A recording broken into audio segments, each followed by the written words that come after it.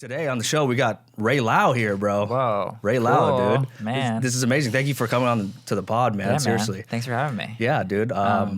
Usually I say that I don't like doing podcasts, but this is the one that I am excited to do. Yeah? Why is that? Because I feel like this is the only topic that I know that I am actually knowledgeable about. There you go. So LA comedy and the LA comedy scene, I think I know a little bit. Mm-hmm. Everything else, I don't know anything. Well, did you start comedy in LA? You're from Seattle, right, originally? Yes. I started in LA, and I am from Seattle. Started here 2019, and before the pandemic. Yeah, right before it. It's been crazy. I started in August of 2019, and then I was here in the scene for 6 months before the pandemic. And then the pandemic hit, and then I did Zoom comedy for like a year and a half straight. Do you feel like that helped you? Yeah. Yeah? 100%. How? People, because I was just starting out. There's a whole crop of like Zoom comedians. People always like, I think I was just starting out. So people who were comedians then, they didn't like Zoom comedy, and naturally so, because they were comedians on stage. And then they went to Zoom and they go, this sucks. Why would anyone do this? Me, on the other hand, and everyone else who started at that same time, I had no idea what it was like to be a comedian in real life.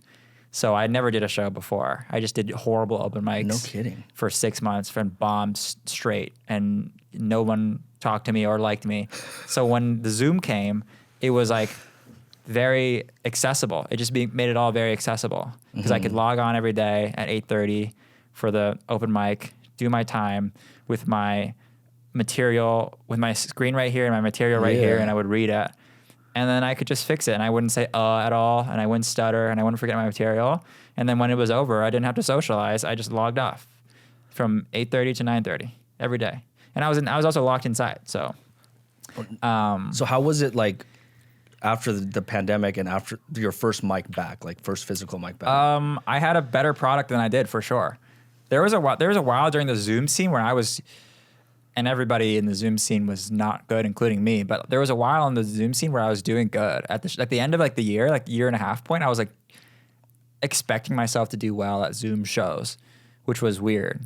But so like I had some, like I definitely improved on Zoom from the moment I started to the year and a half later. I improved, like my jokes got better, and I was better at performing on Zoom, to the point where I felt like I could do well on Zoom shows. And then by the time it transitioned out of Zoom and I was going to my first open mics, did I like have fear, stage fright from people staring at me? Yes. Did I stutter and like sometimes have to work on remembering my material when I didn't have to do that before? Yeah.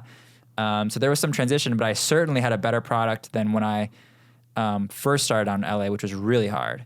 When I first started in LA, and I was just going to the fourth wall once a week, and I didn't know anybody, and I sucked. It was horrible, super bad.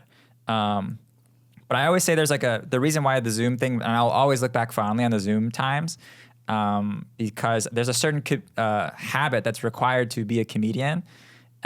There's like, you have to write all the time, you have to go up on stage all the time, you have to fix the jokes, you have to listen back to the tapes, and there's like, and if you offer these habits to someone who's not doing comedy at all, they'd be like, what the fuck? That's crazy. It's a crazy amount of work. We do a crazy amount of work. And so doing Zoom was like a way to build that thing quickly, build that habit quickly.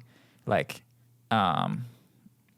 like I said before, it was accessible, so it was easier. Whereas before, I didn't have to park, I didn't have to drive, I didn't have to socialize, I didn't have to have the pressure of talking to people before, the pressure of talking to people after, the pressure of shaking someone's hand, you know.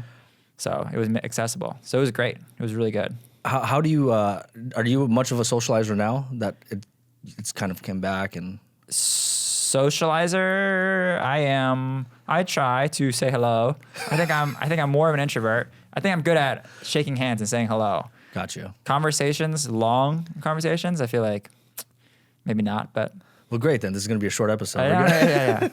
No, that's why I say I can do this one. I think this is. I think I can know comedy at least my experience on the LA comedy scene. This is like the one thing that I've been working on for like 4 years now. Yeah, absolutely. Because the first thing that you told me when I first met you was just to write every day. That was your one note for me. I remember saying that. Yeah. Did you start? I did start every day. Really? Now, whether if it's like a new bit or if it's just rewriting an old one. Yeah. You know what I mean? At least coming up with one tag. But you're sitting down and you're writing every day. That's beautiful. I mean, I get to do it here. You know what I mean? When people are here, so I have a lot of time on my hands to write. Right. I don't feel like though that with the Comic Wars, the roast battle, it did help with the writing, but it just feels, when I take my material on stage, it really doesn't feel like it's authentic, which is super weird. Interesting. Yeah. You said you're 8 months in. 8 months in, yeah. Well, talk to me more about that. Like you write it down during the day and you go up on stage and it doesn't feel authentic. Yeah. Why? And, I think it's either with the way it's coming out or right now, like I found this space where it's just like my anger is where I'm most comfortable. And if I can bring that to the stage, or like not my anger, but my disappointments almost to the stage, that's where I feel like I'm the most authentic. When I'm talking about dumb stuff like, oh, this is what I think about this, that's outside of my world. Yeah. That's where it just, but I think it's kind of funny. It just doesn't come out the way I think it's supposed to. My take on this, and who knows, and again, who knows if I'm right about any of this. It's just what I think. Right. Is that you're writing about things that you think are funny and not things that you actually care about saying. You're just writing like, a cat wearing a tie is also funny. You might as well just write a bit about that. Yeah. You know what I mean? Right. It's like, but there's a million things that could potentially be funny. You're probably not writing about things that are authentic to you. Like you probably don't care about what you're saying. So why say them? And the reason you're doing it is because you want to have jokes, and you want to make the people laugh. And so you think, well, I need to write jokes. I think mental illness is funny. Let me just write about these mental illness jokes. And then I say them, and then there's like a little chuckle and you go, okay, this is the right. But I think my advice would be to find the things that are authentic to you, like the things that are genuinely make you mad or genuinely scare you or genuinely embarrass you, like a situation that really embarrassed you or whatever. Which I've been kind of like finding lately is what's working, as opposed to just writing like, things from out of left field. It's really just telling personal stories, but finding the funny out of the unfunny. Yeah, trying to dig deeper, write more jokes about that stuff. And a lot of those jokes won't work at first. And you just and then once they don't work, just toss them and try to keep going, but try to walk in that direction. But when you get angry on stage, does that feel authentic to you? Like those stuff? It does, but if I really am angry, if I try to bring the anger out, like just physically, and I don't feel it inside, then I feel like people can tell. Yeah, I bet that it worked the first time when you were genuinely angry. It did, and then today I kind of did a thing where I'm just like, I'm talking about my anger, but I wasn't angry about it. I'm like talking about it, like trying to figure it out, and people resonated with that. Oh, okay, yeah. Yeah, you can't really summon the anger again, I don't think. Right. It's not real. And and the audience can suss out when it's not real. Yeah. They know. And it's exhausting to be angry all the time on stage. Yeah, you don't want to be, but you're just that just worked one time and you're trying to lean towards what works. Mm-hmm. I think keep writing in that direction, and you don't have to always go what makes you angry. It could be what makes you, like you said before, what makes you embarrassed, or what makes you, what's any little thing that doesn't make sense to you in the real normal world. Anything that's like different that you can write about that. That doesn't make sense. Anything that's like I try to write about things that anytime you notice like that's weird. Something weird happened out of the ordinary, then you can write about. For example, when we were driving here today, you dropped a pin and I went to the wrong place and we had a call and I go, you should have sent the address, not the pin. Yeah. And then it turns out I was 5 minutes away, so I drove and I had to drive around. That's a situation. I don't know if there's anything funny there, but that's a situation of something that happened that went out of the ordinary. The ordinary was you sent me the thing and I got there on time. You sent me an address and I got there on time. The different thing that happened was that you sent me a pin and it sent me to a wrong address. The technology failed us in some way. I had to go around. It was infuriating, not really, but it was infuriating that I had to go around and back to this way where you were waiting there. Like that was a situation that something different happened, that could have been embarrassing to you, or it could have been annoying to me, or it could have been annoying to you that I couldn't find the place in time. Is this how you run through all the things that happen to you to find a bit? Because it seems like you're just not trying to make a bit out of it, but like if you were to just tell the story, and you were to work on, I could see it being a bit. Maybe I try to think. We try to do our best to keep our eyes open about what could be a bit. And I think like a lot of times you just ask yourself like anything. The more you keep your eyes open to it, the more you keep your eyes open. Like the more you practice keeping your eyes open to this, the more you actually are open to it. And I think what you just have to ask yourself is like, if I were to make a bit about this, what would it be? Like, what would this thing be? And just keep like, and then when you're in your daily writing session, which is why it's so powerful, you just talk about it. You're like, maybe this is it. Let me just try, see if I can write like 3 things about this interesting or different thing that happened yesterday. Yeah. You know? So when you write daily, do you try to write like in joke format or are you journaling? Like, what does this look like? I try to write, I type it on my Google Docs and I try to write, I have the version of the bit that I'm working on, the updated version.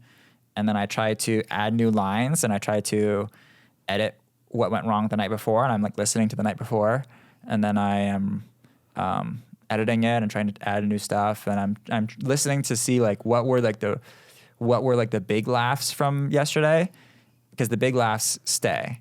Right. And the big laughs, like I'm listening for like, was there a part where the audience is like, and sometimes you can't hear it when you're on stage. Right, 100%. And you listen to it and you're like, oh, the laughter erupted from the audience at this point. Right. If ever I feel like laughter erupted out of control, like when they weren't being polite, they weren't going, ha, ha, ha. They're like, oh, like it just came out of them.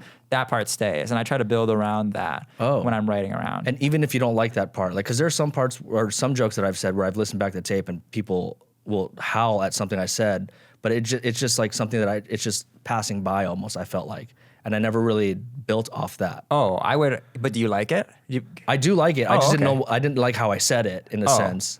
I think if you don't like it, don't do it. But if you are okay with it and you felt like people are howling because of it, then I would try to see if it's replicable, if you can do it again. And I would build around it. Yeah. That's how the process works for me generally, is if something hits hard, and sometimes you don't know, like that's why when you're on stage, like, try to riff, like try to do your bit that you wrote, and then either in the middle of the bit or at the end of the bit, if in the middle of the bit someone laughs like crazy, then like, oh man, something just happened. I don't even know what it was. Like try to riff like a couple more lines there. Try to go more. I have been trying to do that a lot more. Yeah. Go deeper, and then once you feel like you're out, go a little bit more. Like toss in a couple more lines, and then at the end, just be like, okay, well here's some other angles about this bit that I thought of. And then most of it won't work and some of it will. And especially if the audience is on a roll, like you really want to keep riding that wave. Keep riding the wave. And then when you're listening to it the next day, like what was like a ha or like a big like like if something pulled laughter out, like I would build around it and know that that's direction. And then I would cut everything else that's not working Before that, or just everything around it. Yeah. Everything that's not like. Everything that's too slow or like taking too long or whatever, I would cut it out viciously. Like if it's not working like 4 times, cut like. Gotcha. Like if it's even just timid laughter 4 times, cut it out. It's not the direction the bit needs to go. So you're looking for howls then. You're looking for the biggest pops. Not really biggest pops, but like sometimes you're in a small room and you can tell when laughter is being pulled out. Like you say something really good and like they can't even help it. Like it's such a good joke that it clicks something in their mind that they have to laugh. Then that's when I would go. That's when I would the next day try to build around it, and I would write like whatever amount of more tags for it, and maybe this will work, and maybe this won't. So that's your habit then, right? Like you would hit a mic, and then the next day you would listen to it and then rewrite it. That's kind of like what you've built for yourself. Yes. Yeah. And was that from the beginning with the Zooms as well, or was that kind of like after? That was after. I go to I go to the coffee shop every morning and I write, and that has been since the pandemic ended. That's the habit now. I listen and I write in the morning, write for like an hour. And you're very strict about it. Strict. I mean, it seems like it, dude. Like Strict. honestly, I have conversations with other comedians about you, and it just About me? Oh yeah, bro, absolutely, Really? dude. Like this is actually an interesting question. Do you still consider yourself an open micer? Because you're doing things, bro, and it's like Thanks, yeah. I've only seen you at one open mic, you know what I mean? But like you're doing things that are it's even to the point where it seems like it's what a lot of people come on the show for. Like you're taking your own path like outside of the comedy clubs, which is Yeah. super interesting. Thanks. Could you talk about that a little bit more? Yeah. To answer your first question, do I see myself as an open micer? I don't know. I still go to open mics. I just went to one yesterday. I still go and I still tap in. The class or label of open micer is General almost. yeah, whatever. Just get better. You know, Yeah. who cares Yeah. if you're an open micer or Right. whatever. You go to open mics or whatever. Are your bits funny or yes or no? Yeah. Yeah, it's been good. I am lucky to have my friends Austin and Leonard, and we go on tours together. We leverage his TikTok and Instagram audience, and we set up our own DIY tours out of town. We do like small towns in the country. We do little runs, and it's been super cool. Honestly, it's been super fun. It's been when I was out there on the road with my friends, it felt like so adventurous and so free and so fun, and it felt like that was the reward of all the work that we put in here in LA. Like that was it, you know. That was like the pinnacle of what it was, of this whole thing, you know. And you guys start doing comedy together at the same time? Roughly, yeah, roughly. I think actually I don't know. Leonard's been doing it for a long time, I think, and Austin is like 1 year earlier, 1 year later than me. Okay, but roughly at the same time, you know. Yeah. And it's been fun. It's been great. We've just been hitting up these cities, setting up small shows, like 60 people. Still pretty decent though. Still great. Yeah. I mean, we're just there, and the big key, number one, besides the fun and the adventure of it all, which is the most important part of it, we've just been doing longer sets, which is we don't have here in LA. We're doing like 25 minutes a night, which for us now and at the time was a lot larger than anyone was giving us. You're right. And how? Yeah. And the first couple of times you doing that, did you have 25 minutes of material? Yeah, I think so. The first, I mean, whatever. People will always judge you on how much material you actually have. Right. We had 25 minutes that we thought was good, and this was last year, and it was good, and the shows went great. But I had 25 minutes too because I always, since the year I started, set up an end of year show where I do more time than I was comfortable with. And this is a really big key of my process too. Every single year at the end of the year, I go back home to Seattle and I do a hometown show, and I put myself on for more time than it's like a challenge every year. So like I'm doing like 35. Like the very first year in comedy over Zoom, I did a show for 20 minutes when I only had 5 minutes when I set it up. And I was like, and that was in August, and then the show was in December. And like from September to December, I was like in a hurry to get all this time. And was it all good? Probably no. I mean, not at all. It was probably all ass. But whatever. I did the show, and by the end of it, I had 20 minutes that was probably ass, but I was like still working it. And then the year after that, this was in person. And the next show in December, I tried to write 30 new minutes. And then some of it was good, some of it was bad. And then I try to write 30 new minutes a year. That's crazy, dude. I know. So every year, that's the way my process is structured. Is every show I finish in December, I'm not letting go of the bits, but I try to write. Starting January to next December, I'm trying to write 30 new minutes for a new show. It's sort of emulating the way bigger comics work in terms of their Netflix special. I'm not doing specials. I'm just doing it in front of my friends. But I have some pressure to like create new bits because they've heard the bits from last year, and it's like somewhat of a recurring audience in Seattle. So I would recommend that to anybody. I think it's a great way. It also puts pressure on like all year, which is kind of stressful, but also it's fine. But you're producing your own shows in Seattle. Basically. Yeah. Okay. They're my shows. So they're not at a club. They're just at some place that has a stage, and then I sell tickets, and then I bring my friends up from LA. And those are awesome too. I would recommend that to anybody. If you have a hometown that's not here, I say this to everyone. I say this to Beastmite. I say this to, if you have a hometown, set up a show for yourself, because no one's going to give you this time. Right. You know, no one's gonna give it to you until you have it and you're way ready. No one's gonna give it to you. So you have to give it to yourself. Like, start the show and then put yourself like 6 months ahead or 7 months ahead for a time that you don't really have, and then just work like. And then there's like, that's the pressure you need. Like, all my friends are gonna see I need 15 more minutes than I have right now. And that way, because a lot of times we get lost in our material. Like, just day to day, we're like just working on this bit, and then we got this bit, and this bit sucks now, and like this bit's going good, and then all of a sudden it stops. Okay, well, that's boring, and then all of a sudden 6 months later, you have no really bits that you like. You should fucking have these bits that work because you've been refining them. So having a show that like you're stressed about is good, because you're just like, okay, well, I don't have time to be dilly-dallying with these new bits. Like, I need to be honing these ones that sometimes work and sometimes don't, and figuring out what the angle is. That's a great way to do it, though, to give yourself some stage time, bro, because I don't know. Yeah. That it's especially 20, 30 minutes. What you said, your first year in, you gave yourself 20 minutes? Yeah, 20 minutes. And then and it was good. I mean, the show went great. I mean, they're also your friends, so it's like they're gonna laugh, they're gonna be nice to you. So it's like you're not like bombing. You're like, then don't try to bomb, but like, you know, there's this YouTube video that that we will link in the notes that is called The Creative Process by Ira Glass.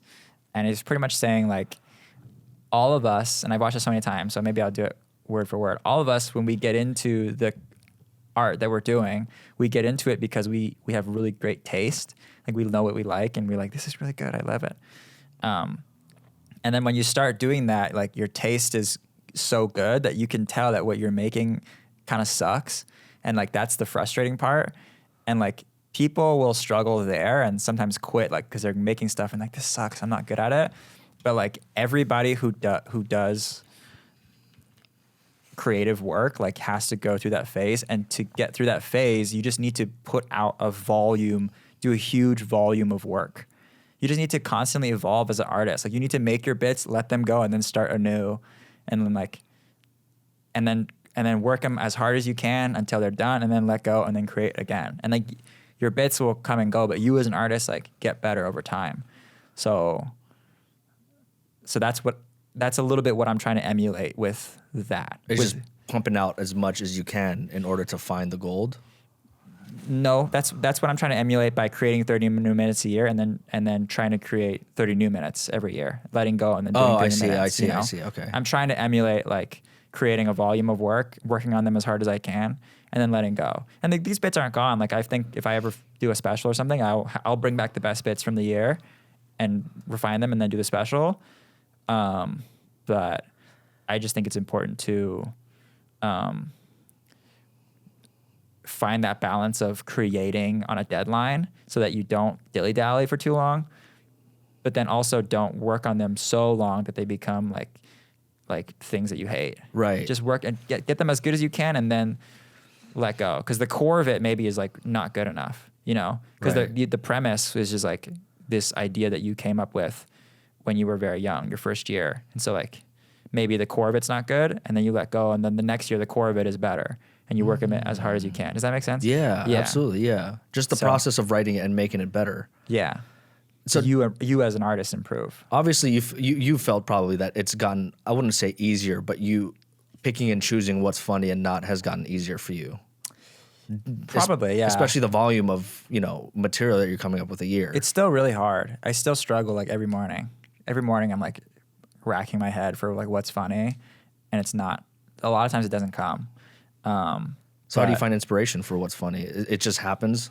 You just keep going every day. And some days you're on, and some days you're off. And I'm like, you can't control the output. Like, you can't control whether the bits come or they don't.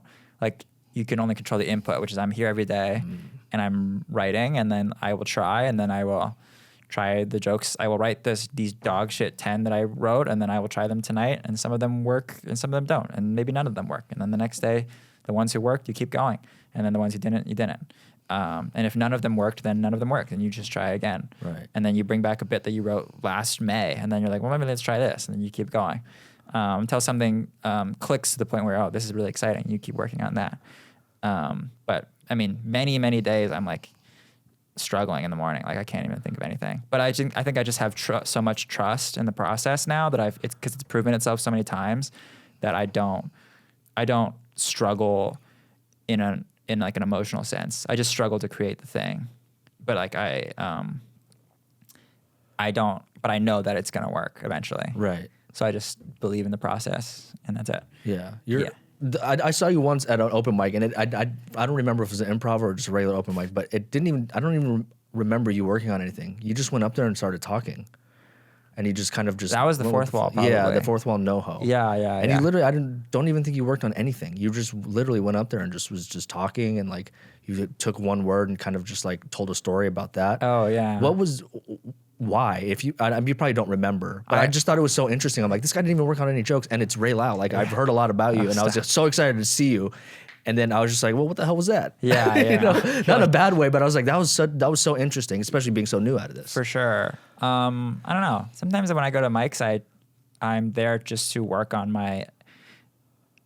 Sometimes I think the material comes so slowly at mics and not even really effectively. So like sometimes if you're at a really bad mic, like it's tough. And we all feel this struggle. It's like you go to mics and no, they're not giving you anything, and like, should I still work on my material? And then they don't laugh, and like maybe that bit was good, but the comics there, like it's a dark room and it's like a dark energy. So like sometimes like my newer philosophy, and I think I have a privilege to have this philosophy now that I'm farther along than I was and I can afford to do more shows, is that I can afford to at mics work on material less and work instead on like other things, like my ability to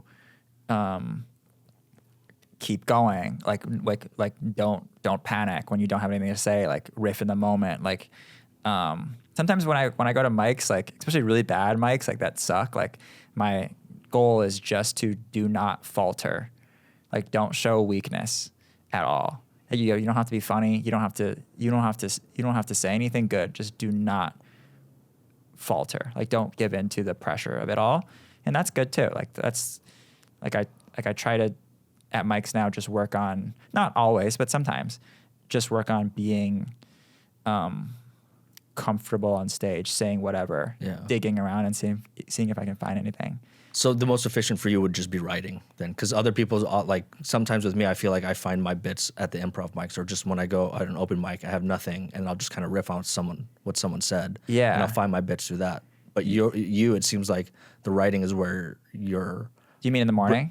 Yeah. Well, just in general, where like you just doing the process of writing is like your bread and butter, as opposed to kind of like going out to the mic and finding a bit. Yeah, that's a different school of thought. That's common, is like writing on stage, and and a lot of people do that, and that's very good. Mine is multiple. I write on stage a lot, but like I also write religiously every day, at the coffee shop, and I think those blend together to make my process. Like I'm writing every day, and I'm also riffing in the moment, because you do find stuff, the most genuine stuff, because you in the writing session can't really feel what it's like in the room, but you in the room on stage can know that this is how it would come out.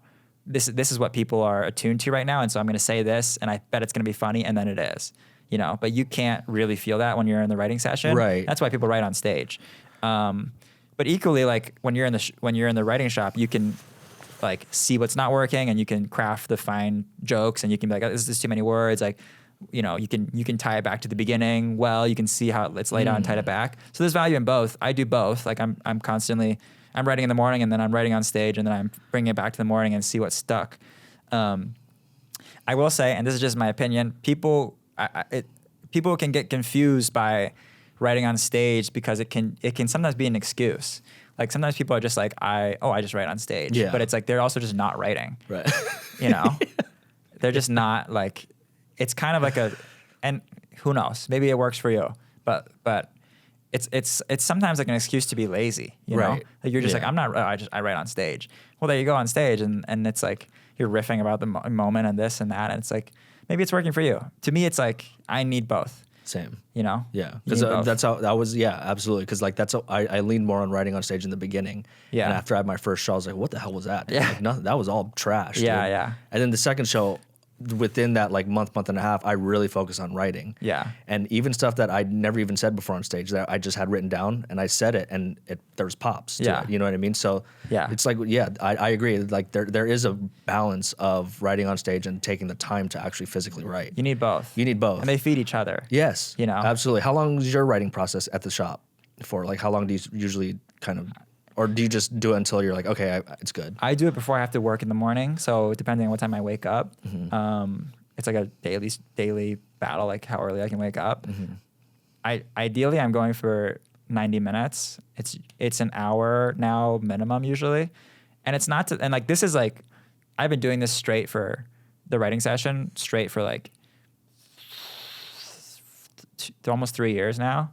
So it's built to that level. If I were to recommend anything to somebody, it would be to start very small at your writing session and just go there and write for like 10 minutes and then get out. And I would also recommend to pick a place that is not your house to do it. So that way you have a place that's just like, this is your writing place. The reason I do it at a coffee shop that I thought that worked for me is that I go there and I buy a coffee every day, which is like a horrible financial decision. But I go there and I buy the coffee and then I sit down and a coffee costs $4. And if I'm not focused and writing, then I just wasted those $4. But if I did well, then it's worth $4 for sure. Yeah. You know? So there's like a little financial stake to a good writing session. Yeah. That was what helped me at the very beginning. And now it's to the point where I get coffee every day and I'm writing every day and it's like, It's all almost just it's a meshed. habit now. It's a complete habit. Yeah. I also feel weird if I'm not doing that in the morning. Exactly. Yeah. It's a good habit then. Yeah. I'm actually reading a book, Atomic Habits, right now by James Clear. And it's perfect what you said, where you want to take the writing elsewhere as opposed to not your house, because like Right. in your mind, it's like, oh, I'm here now. And now I know what I got to do. It's like almost just subconsciously like, oh, I'm just going to sit here and write. Right. So that's good that you do that, dude. Yeah. Honestly. Yeah. I like it. I think it's a superpower. I think everybody needs to have that. Were you good in school? Yes. Yeah. So do you feel like you being studious at school kind of translated over to the comedy world and gives you structure where other comedians don't really have structure? Yeah. I don't know. A lot of people are good at school though. I think I am just like very routine based and very habit based. And I think I'm just that kind of person. I'm like a man of systems. Yeah. There you go. Yeah. Constantly. Yeah. So that's it. I think that's super important. You need a daily writing. I think that's like one of the reasons that I've grown so much is the daily writing habit. It's so crucial. Yeah. It's like a jab in boxing. You know, you need it constantly, and you hide behind the jab, and you have all this other stuff like writing on stage, and that's your big hook, and you're watching other. I don't know what you do, but whatever the big things are in comedy that relate to the big swings, you always hide behind the jab. Like I know no matter what, I have that every day. Whether I bombed or I failed or whatever, I'm back there next morning. Whether I crushed last night, I'm back there the next morning. You know, fixing the stuff that didn't work, adding to the stuff that did work, and trying to build it out. Dude, that's great. Yeah. That's a clip right there, dude. That's a clip. That's a clip. I talked to actually Adam Fink, before great. we were at a mic earlier, and he said something interesting, how you go about comedy by manufacturing your own stage time. Yeah, he remembers this. Yeah. No, it's crazy. Obviously, you talked about a little bit about it by doing your own shows. Yeah. But in terms of like the comedy game, getting yourself up there to host, I think what he was mainly talking about. Wow. Talk about that more. I'm surprised that he remembered that. That's what I'm saying, dude. We talk about you a lot, right? Dude, stop. I think I invented a term, and whatever. I call it manufactured sets, and I think this is the big key to getting better at comedy. When you are at the open mic level, and you're not being booked on quite enough shows, you're, like we said earlier, you're trying to work on these bits, and all you have are these awful, god-awful other comedians to perform your bits to. And there's this dark energy, and it's cold, and your bits, they're not working. And so what you need is stage time, right? you need stage time on shows to work on these new bits. However, you're not getting booked on enough.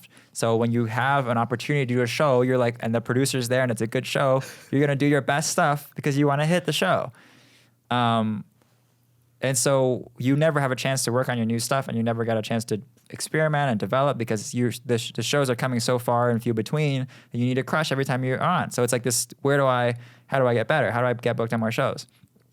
The key difference is that I think a lot of people are waiting to be booked on more shows, and like that'll never really be in your control. Even if you submit to hella shows, like it won't, they'll book you when they hear that you're funny. You know, like it'll just never really work. And or you get submitted to all these shows and then you got to bring your friends out to all these fucking shows, and you don't have that many friends, and they just saw you last week and you and they've seen the jokes before. So what are you going to do? So there's like a struggle there. And the answer is, I think that you need to do what I call manufactured sets, which is sets that trade stage time for labor or other services that the show needs. Hosting's a good one. Like I'd say that's a pretty easy one. Every show needs a host, and not everybody wants to host. You could tell every show person, hey, I'll host, by the way, you know, and they'll be like, oh yeah, sure. You'd be like, I'll host 5 minutes up top. I'll do it. Some shows do a cold open. I'm pretty sure the Haha does a cold open every time, and it's like no one wants to do the cold open. Like, but for all these manufactured sets, you don't have to bring anyone, and you're not getting booked. You're setting it up yourself. Oh yeah. You know what I mean? Yeah. You're hitting up the person. Hey, by the way, if you need something, I'll cold open. I don't know if you know. Ask the person who is cold opening there, like, hey, who books? Who do I talk to if I want to call, if they need more cold opens? You know, every show has a door person, right? Every show needs somebody to run the door. Right. Right? What is that? Is the door person getting paid? I remember the first time I was at, I think it was the Pasadena Comedy, and there was a door person there, and he was weird and annoying. And then he did a set, and I was booked on the show, and he did a set, and he was bombing, and he was doing like a long, like 8 minutes at the time, which I thought was a long set. And I walked up to the person, and I go, was he on the show? And she goes, no, he was just the door person. And I go, how much time is he doing? And she goes, 8 minutes. And I go, 8 minutes? For what? For doing the door? And then she's like, yeah, everybody does. And so I'm like, that just changed everything for me. I'm like, oh, I'll take every fucking door set in this town. I don't give a fuck. Because then what are you doing? You're just at an open mic you're driving 30 minutes to open mic, and you're doing open mic for an hour. You're paying $5, and then you are driving home for 30 minutes. You pretty much spent an hour where it's like you're doing a door, or you're spending 90 minutes, maybe 2 hours, like maybe 30 minutes more, but you're getting real stage time. You're working on your stuff. You know, every show a lot of shows need a sound person. Every tiny venue in LA operates on free labor. Right. That's very true. Everything that's not like the Comedy Store or like a huge institution, every small place, like every small little venue they can heard of that has shows on the weekends runs on a door guy system. They have someone doing social media. They have someone, and they all don't make money, so they all need free labor. And it's like, are we technically being taken advantage of? Okay, sure, whatever. Maybe we are being taken advantage of. And maybe this doesn't work, but at the end of the day, I'm trying to be a comedian, and I'm trying to get better, and I need real stage time. I don't care what it is.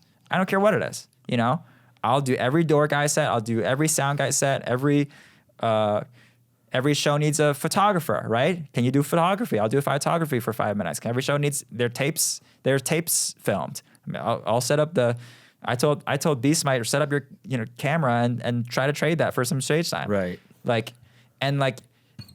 That was, and so when I'm still starting out, when I was earlier on in my current career, I did a lot of tech, I did a lot of door guys, and I did a lot of hosting at Flappers. And I did this all without ever getting booked. Nobody ever booked me, really. Those were the 2 to 3 to 4 sets a week, never getting booked on any of them. Those are just sets that I lined up. Damn. Yeah. And it's like, you need real stage time, more than anything, and you need real stage time that you can experiment on. So what are you doing? You're just hitting these people up then? You're just hitting them up and be like, hey, I'll work the door. Dude, they'll take it for free labor. Yeah, you need someone, and then just be normal and be cool, and just be like, hey, hey, by the way, if you need someone around the door, I'm there, in exchange for whatever 5-10 minute set. it's crazy that I'm putting this out there now. I think it's fine. But at the time that I thought this out, I go, people are fucking idiots for not doing this. I feel like I haven't cracked like the code, like, and like looking back, like it was critical because then I started getting booked on shows like after I got funny through this process. And how long was this process for? 2 years straight. I mean, like I'm still, if I don't have a show and now, like if I'm missing a Friday, then I'll hit up the people that I hit up to do door guy sets. I don't care at all. Like I would never ever leave a Friday open or Saturday open if there was open on my calendar. I would be trying everything to fill up that thing. Good for you, dude. Yeah, that to me, and I think that's the solution out of this limbo. That's like you're doing open mics, you're at the open mic level, and you're not getting booked enough. Like try to, and then also produce your own shows. Like you know, I'm starting mine. I'm gonna start like for my birthday. It's in a few months, but that's like I want to see what happens because a lot of people have been telling me just produce your own show. Yeah, are you gonna do it monthly? I don't know. I don't know what I'm gonna do. Right now just this one show. Yeah, how many months ago is it's in June, so it's quite a few, like 5 months basically, 4 or 5 months. Dude, I think you should put yourself up for a long time. Me? Yeah. Put myself up for a long time? Yeah. Yes, at the end and do 20 minutes. Well, the fact that you said that earlier, I was like, maybe that is something I should do. I think that's what it is. Yeah. If you think you can get people out and like, yeah, don't just book other people like, yeah, because like that's what I was gonna do. Have them do your time in front of your audience. Like if you're gonna put in all the work and the stress, like producing is hella stressful. True. Like if you're gonna do all this stuff and like get everybody out, like put yourself up for hella time, like a time that you're not truly prepared for, and like. And then try, like you go up there and fucking do it for 25 minutes or something. Go some crazy amount of time, and then book other people. Like the show's like 90 minutes or whatever. You have like a bunch of people. Right. Don't book too many people. Right. Be careful, but book some other people, and then put yourself up for like 25 minutes. That sounds scary as fuck, dude. I'm not gonna lie. I know. It wild. should be. It should be. But you're like 8 months in now. It's time to get going. Yeah. You don't have much time. The Asian side's coming out of you, right? Yeah, I know. We got to get going, bro. People who like, I remember one time my friend was at the sound booth somewhere, and then the guy was talking to him, and we were just starting out. And my friend asked the guy, and he goes, "How long you been doing comedy for?" And he goes, it must be 6 years now. And so my friend goes, and we're just starting out, and he goes, "Oh wow, so you must be making a lot of money doing comedy." And the guy goes, "Oh, I think it's gonna be a long time before I make money in comedy." And it's like, maybe, yeah. But it's also like you gotta push, dude. Yeah. You gotta go. Like, does it have to be that long until you make money doing comedy? Right. Why? True. Why does it have to be that long? Like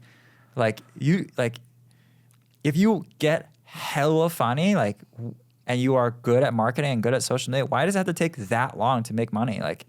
Like you and the way you do that is by push. You gotta push and like set yourself up for challenges that you're not really prepared for. Right. And just if it really, really scares you, like it's like almost more of a, not to be too like cliche motivation about it, but like if it really, really scares you, that's probably a sign that you should probably do it. Because also who gives a fuck? Like if what you bomb for 25 minutes? Okay, whatever. Yeah. It's June of 2024. Who gives a shit? You're gonna be doing this till 2030, you know? It's your first year. Who gives a fuck? Yeah. You know, it's gonna be a small room at Third Wheel or whatever. It's gonna be 30 people. Who gives a shit? True. You know? I'm gonna run it. Fuck yeah, dude. Bro. Yeah. 25 minutes, I'm telling you. 25? Okay. How much do you think you could comfortably do right now with your stuff? Comfortably? 10, maybe 12. Yeah, 25, dude. Yeah? 25, put it. Okay, I guess that makes sense. I got 10, 12 minutes. 10, 12 minutes. Yeah. Yeah. Okay. And get going. You've heard it here first, guys. My fucking birthday show, I'm doing 25 minutes. Good, dude. Ray's going to be on there, and I'm going to be doing more time than he is. Hell guys. yeah. That's what's... I'd love to.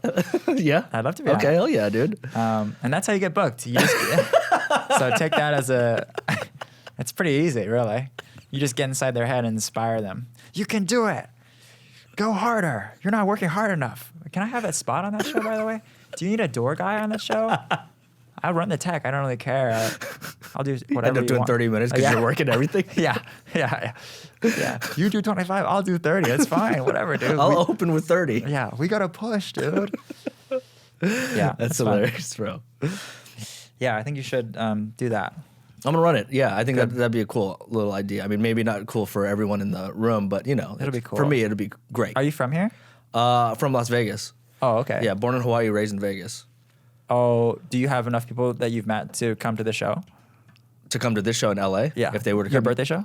Yeah, I could from Vegas. Yeah. Oh, really? They're gonna come down to Vegas. I mean, I don't know. I don't know if they would, but do I have people from here to go down to Vegas? No. For your show in June here, have you met enough people in LA that'll come to the show?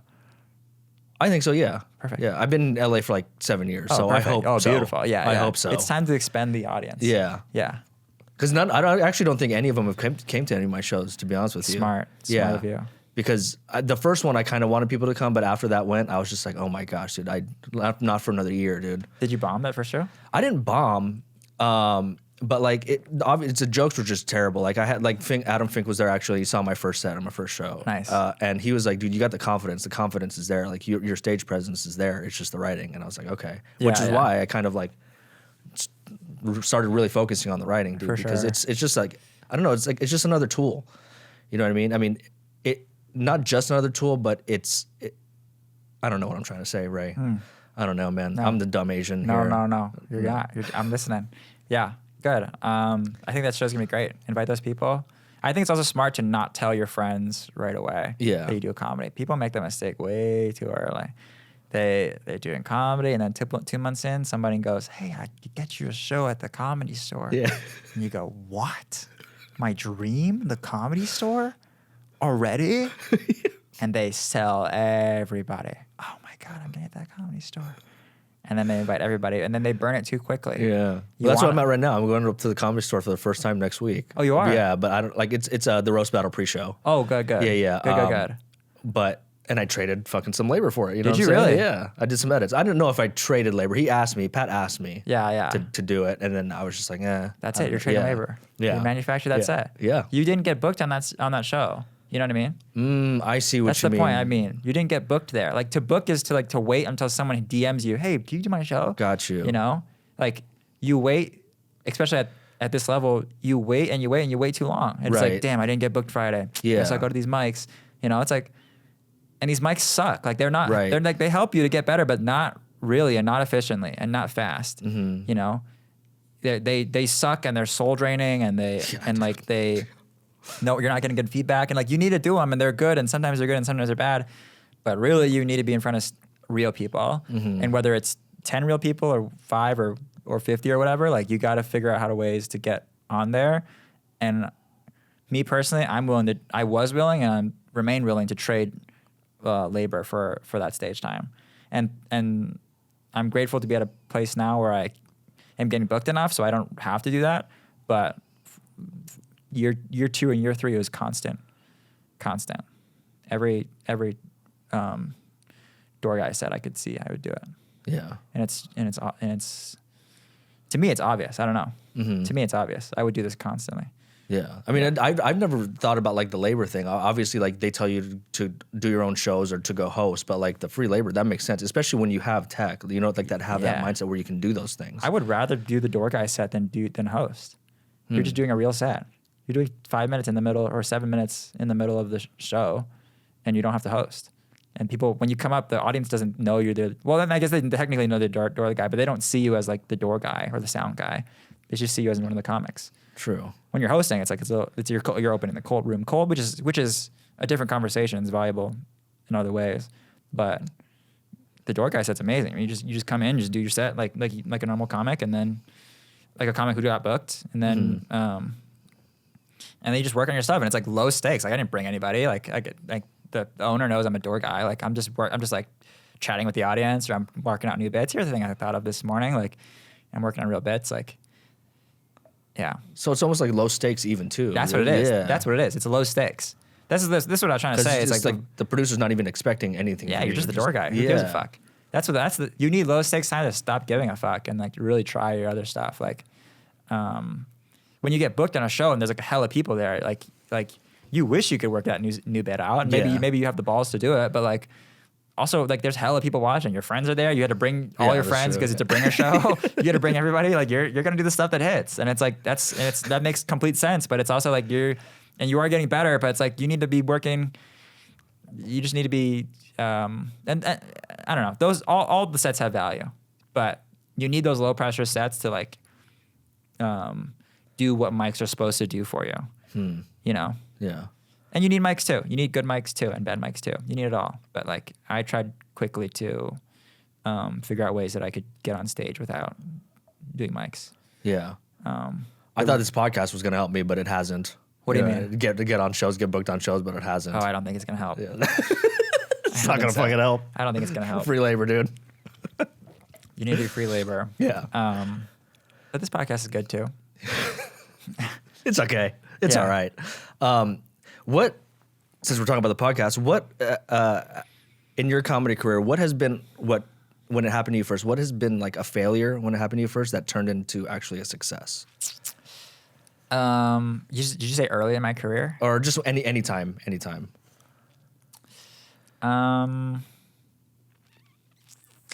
A failure that turned out to be a success. Yeah. Could be something you learned. Could be like something that happened to you in life to where like, oh fuck, I fucking suck at this. Blah blah blah. I suck at life. Like losing a job or whatever. Yeah. Let's see. Most recently, I don't know. This is kind of a hard question. The most recent time I bombed, I learned that I don't like having super low energy on stage. Sometimes I can get in the zone on stage where I'm like super chill and I'm like, this guy, and I guess I'm trying to convey this guy's hella chill. And it comes off as like, for me, the energy is not received by the audience and they don't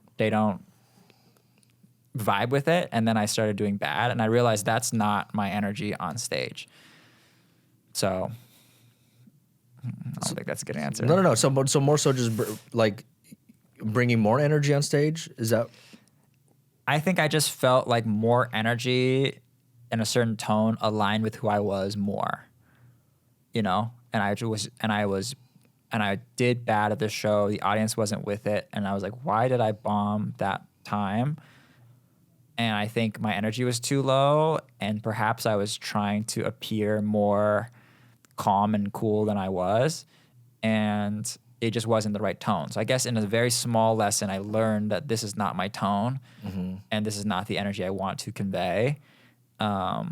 So I need to start my sets with more energy.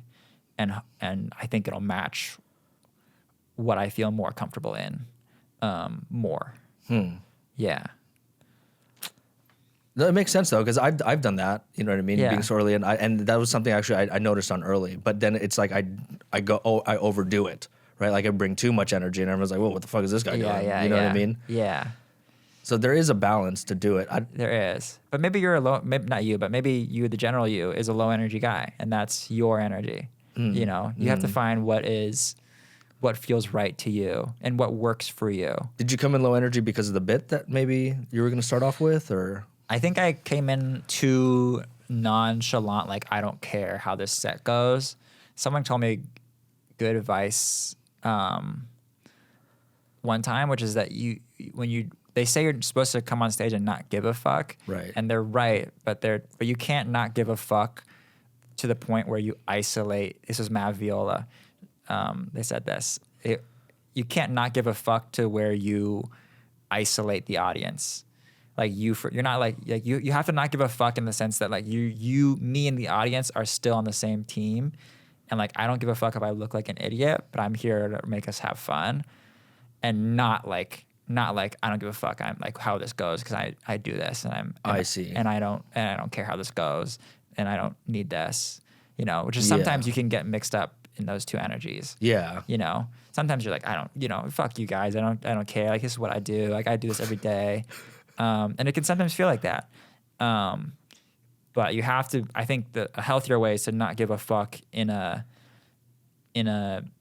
more playful way. Like, I don't give a fuck if I look like an idiot. Well, how about this? How about this? You know? There you go. Okay. You know? I see.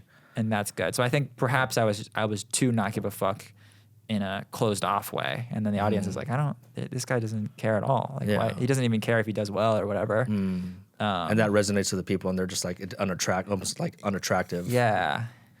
Don't want to listen to you almost. Right. Yeah. That's interesting. Yeah. Because you do come off as a very likable guy. Oh, really? You do. Yeah, oh, yeah, dude. Oh, yeah, nice. yeah. Thanks. That's good. For sure. No, for sure. What was I going to say? This is good, by the way. Yeah, you like it, dude? Yeah. Culture pop, dude. Hit me Culture up. pop. I need that. Yeah. Probiotics get you right for the day. You know what I mean? It's like kimchi. Is it? Probiotics, yeah. Kimchi? Yeah. What does it do for you, probiotics? Help gut health. Oh, good. I need that. Oh, yeah, dude. We need it. Everybody needs it. Does it help you go to the bathroom? No, but it may, in some instances, give you diarrhea sometimes, maybe. In to a good flush way? to flush good. out all the toxins, dude. Yeah. Good. Let me just keep going. Yeah, dude. Have some coffee with that. You'll be good to go, dude. Dude, they're really good. Culture pop. And lemon and ginger, which is very... yeah, that's really good. Let's see. Any more advice that I have? I have... And my main advice that I think I wanted to talk about was that you should go slow. And I know this contrasts everything else that I've been saying. You just said. I guess what I mean is when I was year 2, year 3, year 1, I would try to do 2 sets a day. And that's a pretty, ask anyone else who's not in the comedy world, that's a lot. Two, you go on stage twice a day. Ask other open micers, like they're going fucking 5, 7, 4, 5, 6. It's crazy. You know, it's crazy. Yeah. My rule that worked for me, 2 is the minimum, but 2 is also the maximum. Do not go to 3, because I don't ever want to feel like I don't even want to get close to burnout. Burnout is our number 1 enemy in this game. Your number 1 enemy. You know. You do this for 10 years and you are sane enough to get better. You're self-aware enough to look at your other stuff and see what's not working and give an effort to improve. You are writing every day. You do that and you are trying to make your bits better for 10 years straight. Like, how can you possibly say you won't get somewhere? 10 years? How can you possibly say you won't get somewhere good, you know, with that? 10 years, it's like, it's a lock. Like, if you're really improving, 10 years. But people just quit, and that's okay. Like, if they quit, but like, you can just burn out quickly by doing so much. Right. So it's 2 mics a day and it's capped there. Now, would you substitute a mic for a writing session? Sure. Yeah. Do whatever you think that is good and fun and healthy, you know, like, do whatever is, do what's fun and good to you. If your friends are there and they want to do a writing session and that seems fun to you, do that instead. But the main point is just don't burn yourself out. Don't burn yourself. Because there are instances where I have hit 4 mics a day. I'm like, what am I doing, dude? Yeah. Like I don't even know what I'm talking about anymore. I would not do that again. You know, especially mics. Shows, maybe. Right. 2, 3, 4. If it's like you get booked on crazy good shows, that's different. 4 mics a day, it's like, you leave yourself some room to be excited about this. You know, like, do the sets, and then the second set went well, and you're like, I should want to do another set. Like, go to bed excited about comedy, so that when you wake up, you're ready to go for your writing session or whatever you have going on the next day. I see. You know, keep it going. Like, you want to feel good and fulfilled about this whole thing the whole time, and you don't want to feel twinges of burnout. Yeah. And if you feel the twinges of burnout, you feel the burn, back off, because like, it's just such a long game that, like. Have you been close to burnout before? And if so, how do you take yourself out of it and be like, okay, I need to chill out for a second? I have felt the twinges of burnout. That's why I call it in my mind, the twinges of burnout. I felt the burn a couple times, but as overall, it's been really sustainable the whole time. 2 a day max. Because it seems like with you, it's just consistency. Like, that is literally the difference. Because some people will like with me with working here, sometimes I won't hit a mic for like 3 days, and then that 4th day I'm gonna hit like 4 mics. Yeah. Type shit. You know what I mean? Yeah. So it's almost trying to play pick up. Yeah. Do you have room on those days to hit 1 mic? On those days, I probably could. I'm just being lazy. Yeah. You know what I mean? Like, especially like a late night mic, I could do that. You know what I Yeah. mean? Like fourth or even down here. Well, be careful. You don't ever want to. If it's too much, then don't do it. And if it's like, but try to remain some level of consistency and like stay tapped in. I guess the difference between what I'm saying here and what I was saying earlier is like, on a long-term scale, be careful, really, really careful of your burnout levels, and be really protective of that. And that's different from when I said trying to be aggressive in writing this amount for your show. Is like, to write this amount for your show, you just move your focus to that. Move your focus to deciding to write these bits and working on them and keeping them and honing them. Like, instead of the loosey-goosey, like, I'm working on this bit and then this bit and then this bit's lost and I forgot this. And like, the pressure will get to you to move your focus and build that. But you don't necessarily need to be going like 5, 6, 7 mics a day to achieve that. Right.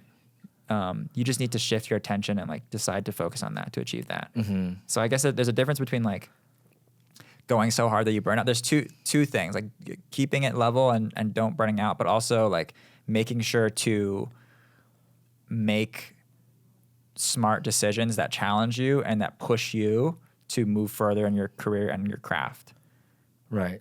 Whilst trying to make it sustainable. Yeah. Well, it just seems like it's more of a consistency game. Like, again, this Atomic Habits book, it's like, it's telling me that you don't need to like wait 10 days to, basically it's getting better 1% at a day, right? Like, some people will do 0%, some people will do 10% one day, and then it's just all fluctuates. But if you can do that 1% a day for a long period of time, which it seems like what you're doing, right? With even like getting these manufactured stage times and stuff like that. Yeah. So it's interesting to see that the habits that it makes it like the habits that seem that are outside of your comedy, it's just, it doesn't make sense. Like, you just as a person, it just seems like comedy is like almost like the perfect mixture with you. The fact that you can just kind of just. Yeah. It's very centered around consistency and structure. Right. The whole thing is very rule-based and structure-based. Which is wild because, again, it's comedy, right? Like, you hear it all the time. Like, oh, these people are fucking wildcats. Like, you don't know what they're gonna do. Yeah, not and then me. when someone is you who's zen almost. Yeah. Like, right? It's just interesting to see that. Yeah, I'm completely the opposite way. It's constant rules and guidelines. Deadlines too. Deadlines and habits. I'm completely a man of systems and routines, and I know what is good for me, and I create little rules around that. 2 sets a day max. Yeah.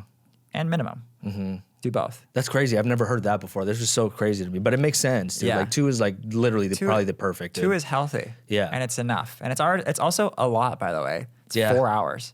You're driving there. You're doing. It's all $10. You're still $10. That's true too. We get too accustomed to the fact of paying $5 a set. It's a lot of money. $5 is a lot. Yeah. If you had a Chipotle burrito and they offered you a $5 discount, or they increased the price by $5, you'd be like, what the fuck? That's insane. I do whatever I can to not pay the $5. Try your best to minimize that. Like, there's a lot of free mics. So you're going to more so free mics than you are. Because I actually heard from the most recent episode I did with John Luna that it makes sense now that bucket mics, he prefers bucket mics because there's more of an audience rather than just a room with comedians. Yeah, if you right? can. Yeah. I'm willing to pay the $5. Sometimes if it's good like miking comedians, then I'll choose those. Got you. I'm very particular now. Like, I think I can graciously and luckily wean off mics a little bit and be more choosy about the mics I go to. If I see there's good people on there that I like and I think I'm gonna have a good time with and they're not gonna tank the energy, I'll go. And if it's people that I don't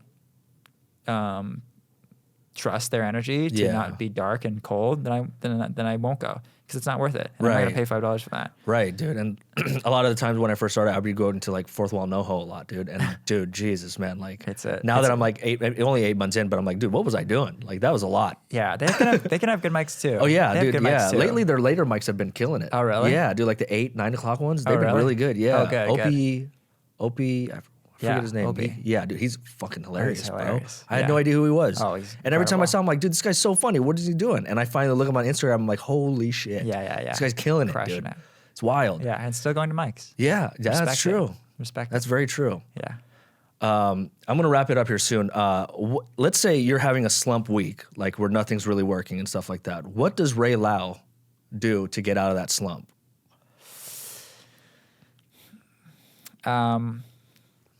Slump week, like, it depends what kind of slump week. If it's a slump week that I feel overwhelmed and like there's too much stuff happening, then I try to have a good week where I just do the things that I want and I do them at my pace and I do things that are for me, like a self day, and like I try to wean off comedy.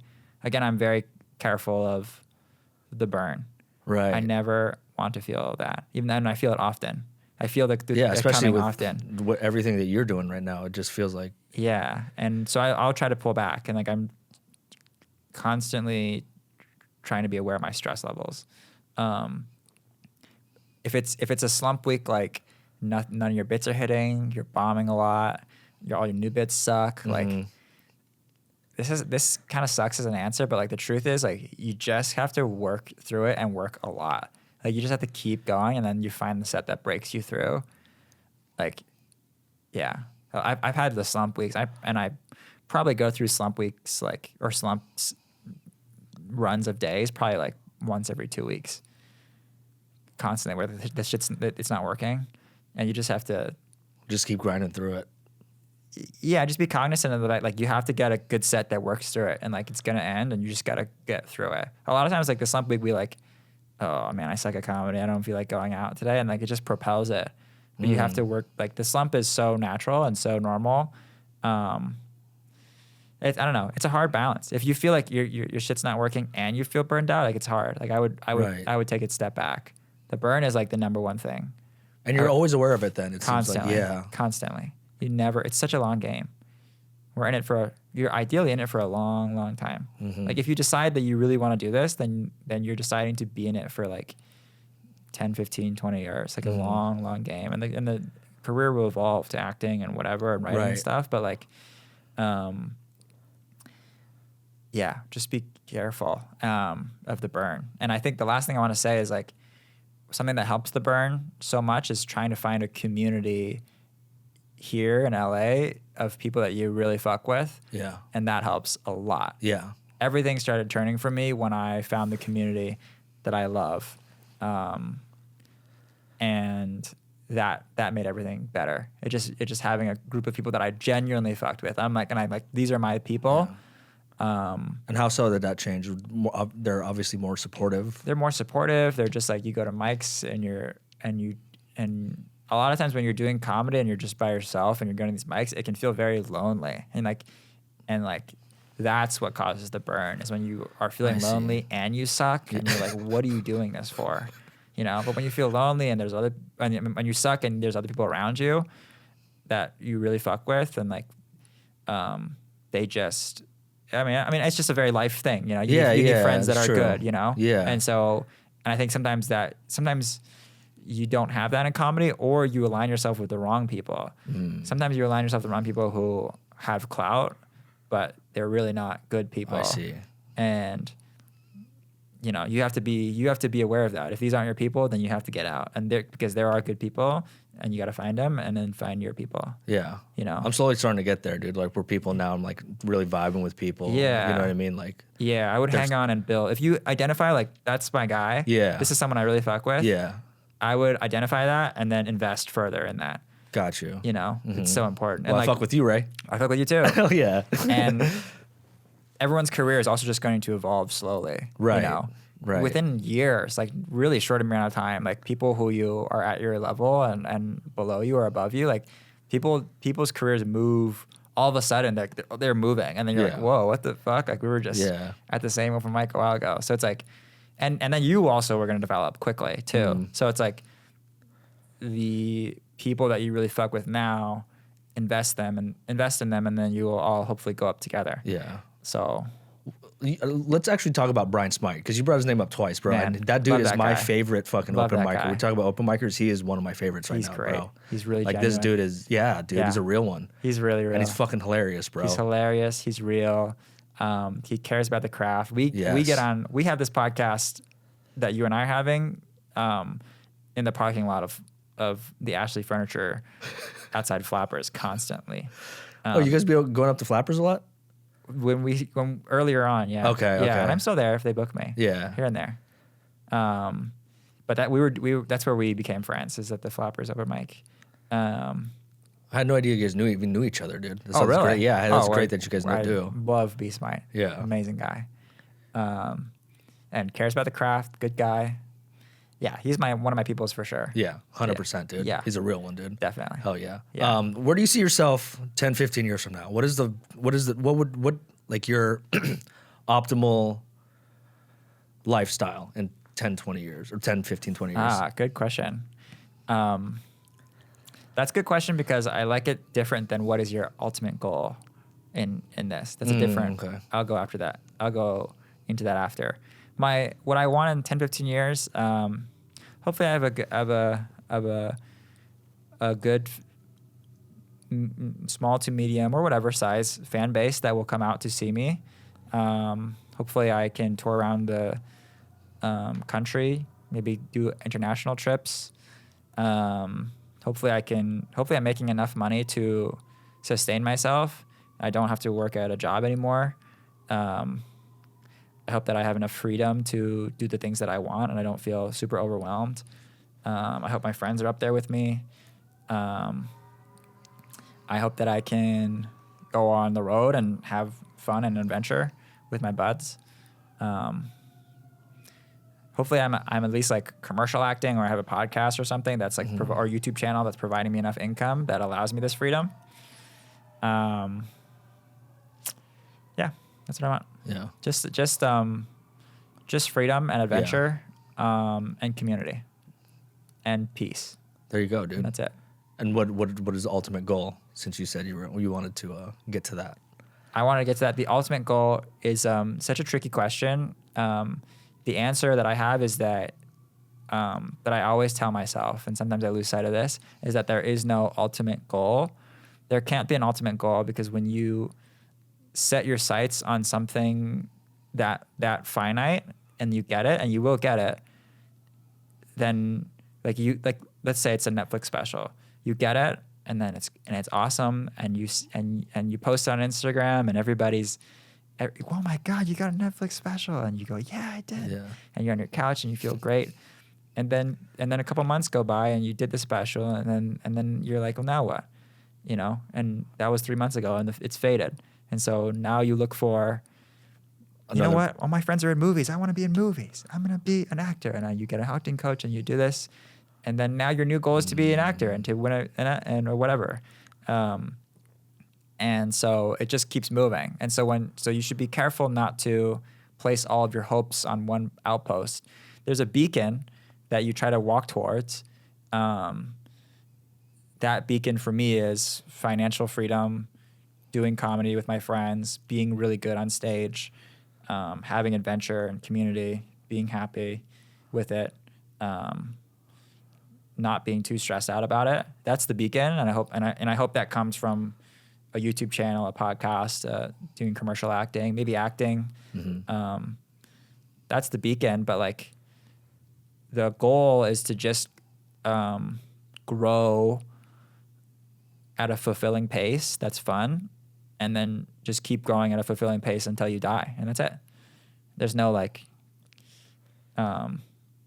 end goal, and I say that to remind myself too, because sometimes you can get lost doing it when you're in the day to day. You have like the ultimate goal is like a useful tool to tell yourself where to keep going, where to keep walking, but sometimes you can become so engulfed in the thick of it all that you fixate on this goal, and then you're fixating so hard that one day you reach that goal, and then you look back and you're like, I don't even know how I got here. Like that was so fast. Bro, that's crazy. Yeah, I was working. That's the worst possible scenario. The absolute worst possible scenario is you get everything you want at that level, and you got there so fast and so tunnel vision that you don't even know how you got there. You just worked relentlessly, and you potentially cut bridges, or maybe you didn't even cut bridges. You just got there, and then you're like, I don't even sit back and enjoy it. And now I'm here, and that's great for a week. And now what else? And then now you just lost your youth and your, dude. you know. So we just need to grow at a pace that is nice for us, that is fun, you know, and hopefully that gets to where we want to go, that you're with your buddies. And then, just grow at a pace that's nice. Wow, bro. You're so wise, dude. Like, honestly, how old are you? 26. 26, bro? That's crazy. I wish I would have met you earlier in my life, dude, when I was like in film, because that's what I did. I was like, I had this one goal. That's all I had to do. I never reached the goal, but it's like by the time I kind of like shifted gears, I was like, who am I? Yeah. You know what I mean? I was so, like what you're saying, so focused, so tunnel vision on that goal. Yeah. That by the time I kind of just, that goal wasn't a goal of mine. I was like, what the hell? Yeah, Where'd all this time go, dude? I know. It was like 7 years of my life, and Crazy. I was like, this is wild. I know. You know, so Sometimes I can fall in that trap too. Sometimes it's very tunnel vision. Yeah. So I don't know. We just need to try to go at a pace that's not too crazy. You know, at a pace that's forward. Right. Yeah. You know, true. That's pushing us in a way that's like we're walking towards that direction that is good, and that's challenging in a way that's like kind of scary, like what you're doing with this show. Walk that direction, but try to. I mean, this is super cliche, but like just try to go at a pace where you can have the space to enjoy it. You know? And then try to make friends that you can enjoy it with, that help you enjoy it. Right. And then hopefully you all go up together, and then that way when you all make it, you're all there together. Yeah. And you look back and you're like, that was a great, instead of being like, what the fuck happened? Be like, that was a great journey. Right. I loved it, the whole thing. It had its ups, it had its downs, and now I'm here. You know, I learned a lot. I had a lot of good times. Hopefully that's the case. Yeah. Because it makes sense with this podcast too. When I first started, I was doing like 3 episodes a week. I was just pumping them out. Crazy. I had nothing, bro. Like I was stressed out. I was like, I need to find a way to make money. Crazy. I was doing the podcast. Hopefully it would be a way to help, you know, pay the bills and stuff like that. Yeah. But now that I'm doing it like once a week, it is so much more enjoyable. Yeah. Dude, like I can have conversations. I'm not worrying about editing after this. Yeah, you know yeah, what I yeah. mean? Great. So and like again, what you said about the community, like there are guys that I've met, people I've met where I'm like, I don't know if I'd mess with this dude really, but we just this one thing, our love of comedy, and like how we can talk about it, how it's like we can help each other's bits out. Like you don't realize that at first that you're building these friendships, but when other people are reaching out to you and be like, dude, you did great here and stuff like that, it's a great feeling. Definitely. You know what I mean? Where again, I'm talking about film, but it just feels like film is like a rat race. Yeah. Almost. I'm sure it's the same thing in comedy. I haven't met a lot of those people yet. Yeah, yeah. But in film, it's just so different. Like, you know what I mean? Like with film, it's like, oh, the most perfect person is going to be in front of the camera. Where with us, it's just like, who gives a shit? As long as you're funny, bro. Yeah. Right? So that's the great thing. Yeah, dude. That's why I appreciate comedy so much for that. It's like, it's based off if you're good at this or not. Not if fucking your dad was Ron Howard and putting you in a movie type shit. You know what I mean? Which is great. I'm not hating. You know what I mean? But this is, I think, a little bit, in terms of what I'm looking for, a little bit more me. Yeah. This comedy stuff. Definitely. It's way more in our control. Right. It's way more soulful. Especially nowadays, bro, with the social media. Yeah. You know what I mean? Like, great. That's another thing why I want to do the podcast, because it's like, I'm going to grow an online presence. So by the time I'm Ray Lau, 4 or 5 years in, I can be doing the stuff you're doing. You know what I mean? Yeah. As opposed to kind of just like, oh, no, I need to get booked type shit because I don't have a following. Right. So. Yeah. I think you're doing it right. Thank you, bro. I think you're doing great, bro. Thanks, seriously, man. dude. You're killing it. Well, dude, let the people know where they can find you on the socials. Ray J. Lau on all platforms. RayJLAU. Perfect, brother. Well, thank you for doing this, Ray. I appreciate you, brother. Appreciate you. Thank you, everyone, for listening and watching. Until next time, see ya. Bye-bye.